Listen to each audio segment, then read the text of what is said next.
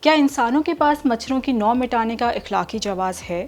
انسانوں نے حال ہی میں ایسا طریقہ ڈھونڈ لیا ہے جس سے مچھروں سے نجات حاصل کرنا ممکن ہے، لیکن کیا ایسا کیا جانا چاہیے؟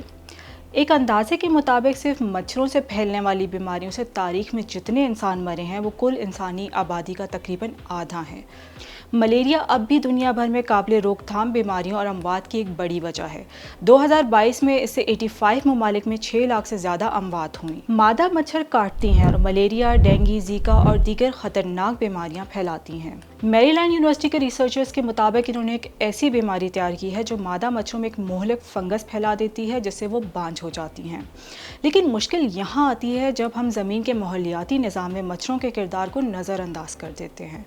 لیکن مسئلہ یہ ہے کہ مچھر اکیلے نہیں ہیں، بلکہ کئی دوسرے جاندار ان پر انحصار کرتے ہیں۔ مچھر مچھلیوں، مینڈکوں، پرندوں اور چمگادڑوں کے لیے خوراک کا ذریعہ ہیں۔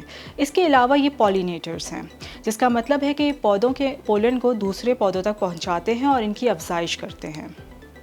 اگر مچھر سرے سے ہی ختم ہو جائیں تو انہیں کھانے والے جانور بھی ختم ہو سکتے ہیں، وہ پودے بھی جن کی افزائش مچھر کرتے ہیں۔ اس طرح سے دیکھا جائے تو پورا ماحولیاتی نظام خطرے میں پڑ سکتا ہے، جس کے خود انسانوں پر بھی اثرات مرتب ہوتے ہیں۔ دوسرا مسئلہ اخلاقی ہے۔ اگر انسان کے پاس سائنس کی طاقت آ ہی گئی ہے تو کیا اسے حق پہنچتا ہے کہ وہ دوسرے جانوروں کی نسلیں سرے سے ہی مٹا دے؟ آپ کا اس بارے میں کیا خیال ہے؟